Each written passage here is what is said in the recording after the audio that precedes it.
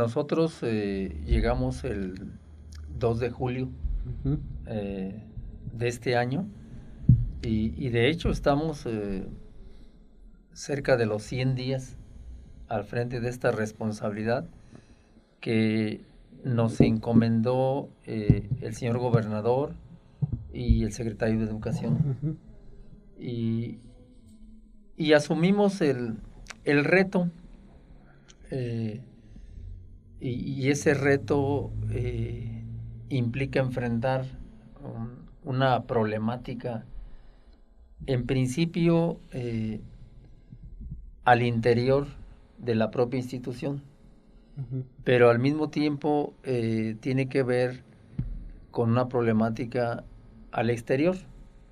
Y entonces intentamos en principio vincular esa potencia de la institución y también en la parte externa.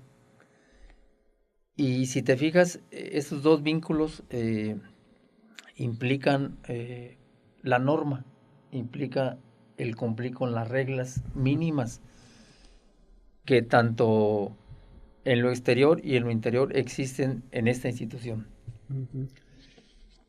El primer punto que nos encomendó el señor gobernador es que al interior podamos ir saneando, ¿verdad?, la institución en su vida interna. Y para esto iniciamos con el cambio de personal en toda la estructura interna, ¿sí? Porque en lo externo la estructura corresponde a otras instancias, ¿sí?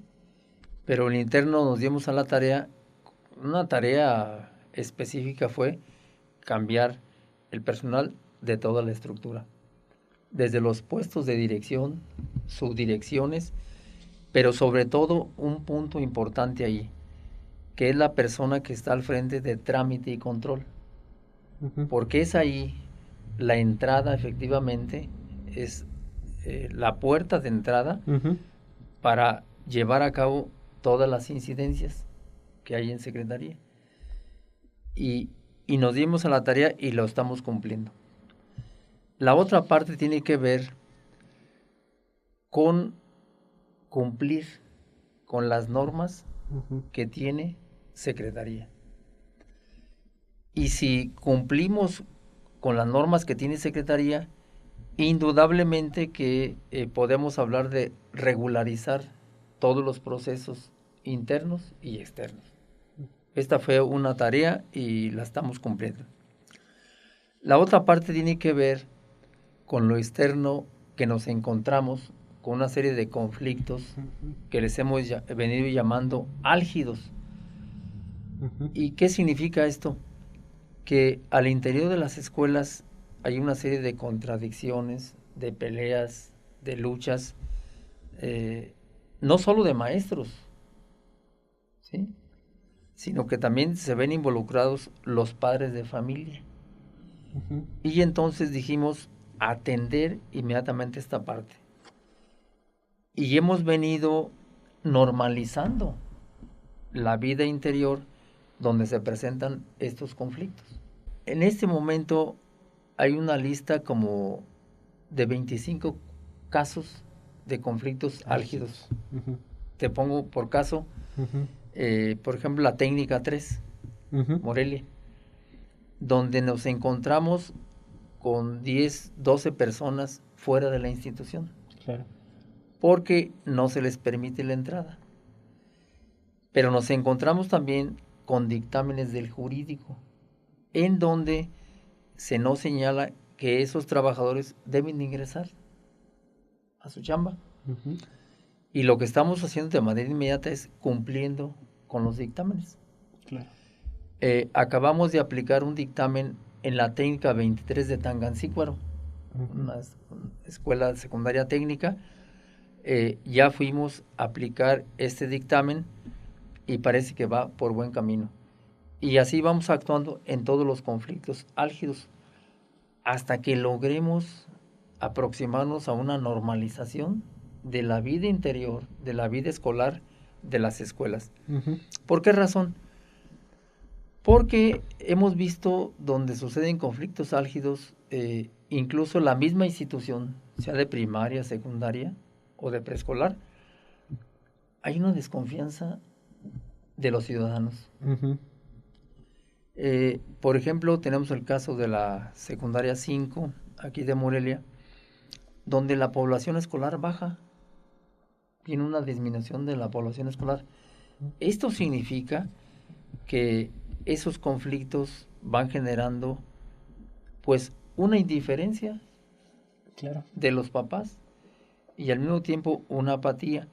Y entonces esta tarea es fundamental, tenemos que normalizar estos conflictos a su mínima expresión, ¿verdad? Y tenemos varios, por ejemplo, te puedo mencionar las maestras Cardiel aquí en Morelia, las maestras Cardiel, claro. En donde tenemos el dictamen, lo estamos aplicando, ya fui personalmente a instalar al nuevo director, porque así lo señala el dictamen, y parece que vamos por buen camino. Lo que te decía hace un momento, y lo mencionaste tú, ese marco legal, que en términos generales se refiere a la reforma educativa, con sus 3 leyes correspondientes. Y aquí tenemos la indicación del señor gobernador y el señor secretario de Educación de ir aplicando estas partes que corresponden a Secretaría, pero al mismo tiempo su aplicación implica un convencimiento, ¿verdad?, conforme a la razón, conforme a la reflexión, conforme a la conciencia, con una parte que es la CENTE. Y estamos platicando en ese sentido, cómo hoy no convertirnos en dictadores de la misma ley, sino que intentemos esa reflexión, ese convencimiento con aquella parte que se resiste. Y estamos en esta tarea en este momento.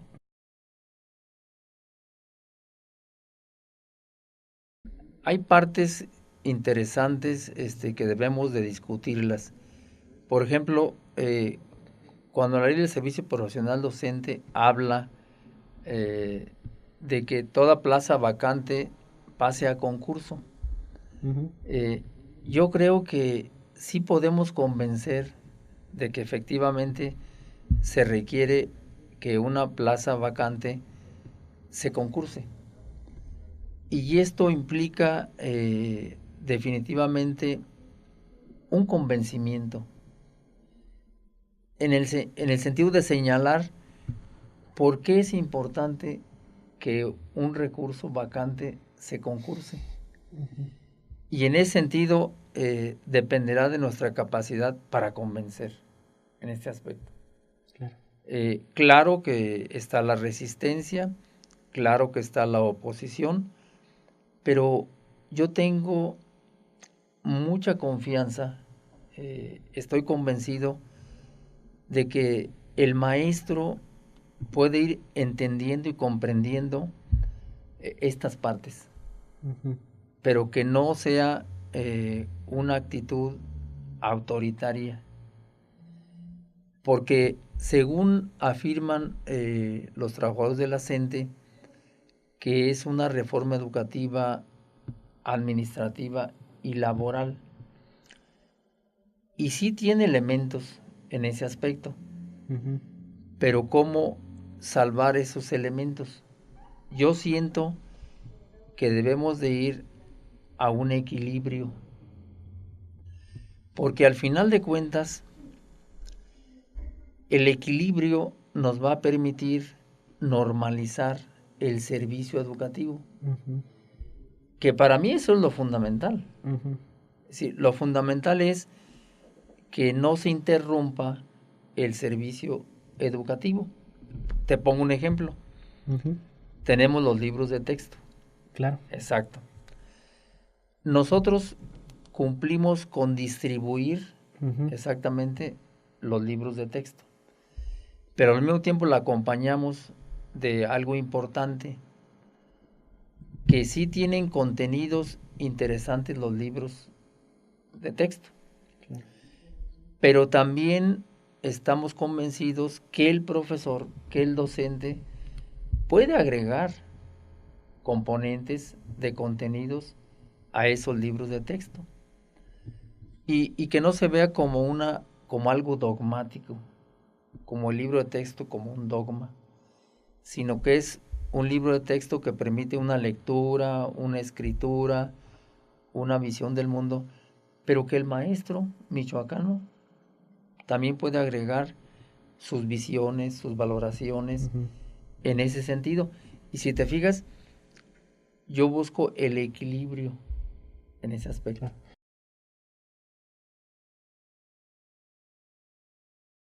Por ejemplo, en educación elemental, Ujú. que viene siendo preescolar, inicial, Ujú. etcétera. Dice, se dotó de un paquete de material didáctico al 100% de grupos atendidos en jardines de niños y centros de atención psicopedagógica en educación preescolar en Ujú. el estado. Dice, en el estado, para lo cual se tuvo que disminuir la cantidad de materiales buscando calidad y mejores costos para cumplir con la meta. Esto Ujú. nos da idea entonces que sí están llegando los paquetes de libros a las escuelas. Ujú. Esto es interesante. Pero aquí nos encontramos eh, con la resistencia no del 100% de las escuelas, Ujú. ¿sí? Nosotros estamos haciendo ahorita un diagnóstico Ujú. para ver efectivamente a cuántas escuelas llegaron los libros. Habrá algunas escuelas que no han llegado, Ujú. eh, para tener ese diagnóstico. Es lo que estamos haciendo. Ujú. Tenemos una comisión para hacer este diagnóstico y Ujú. tener datos precisos, ¿verdad? No Ujú. estar inventando cifras Ujú. al 100%. Claro. Uno quisiera que fuera al 100%. Lo que nos va arrojando el diagnóstico es que los libros sí están en las escuelas. Ujú. O sea, el libro está en la escuela. Ujú. Ahora hay que convencer al profesor que puede utilizar ese libro de texto, Ujú. pero al mismo tiempo tiene la opción y la libertad de escoger otros libros, Ujú. ¿verdad?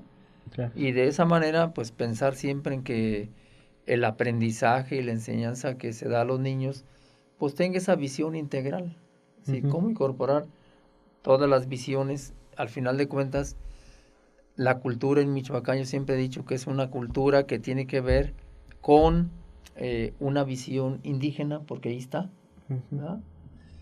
Tiene que ver con una visión de mestizo, ahí está, y Ujú. yo digo, hay una visión negra, Ujú. ¿sí? Entonces, ¿cómo efectivamente nosotros contemplar esa totalidad de visiones en la cultura en Michoacán? Ujú. Pero sí algo importante que hay que subrayar es eh, discutirlo, platicarlo, no imponerlo, porque yo siempre he dicho que una imposición en la que el que va a aplicar y no está convencido, no da resultado. Ujú. Entonces mejor ir a la discusión abierta, libre, y que al final de cuentas, ¿qué es lo que importa aquí? La formación de una visión integral de los niños y las niñas en Michoacán. Ujú. Esto para mí es fundamental.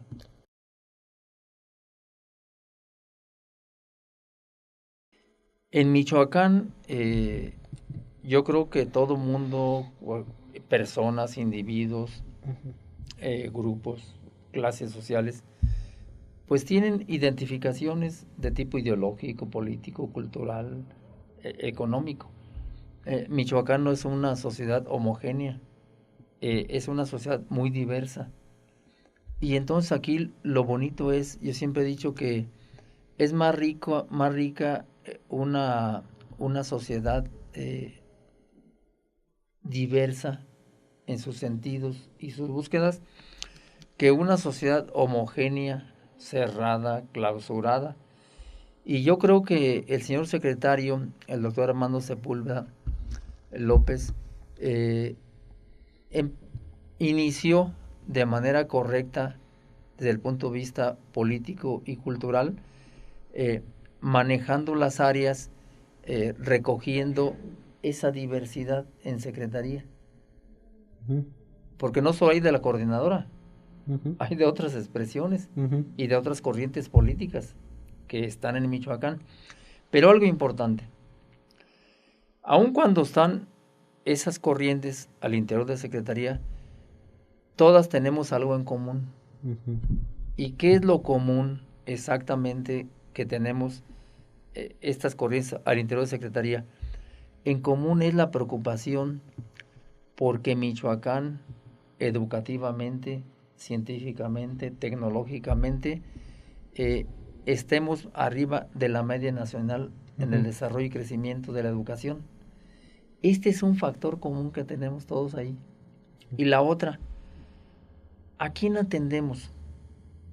Yo creo que el señor secretario nos ha dejado muy claro, debemos atender exactamente esa parte común, pero al mismo tiempo atender a todas las expresiones, a todos los sindicatos, a todas las corrientes.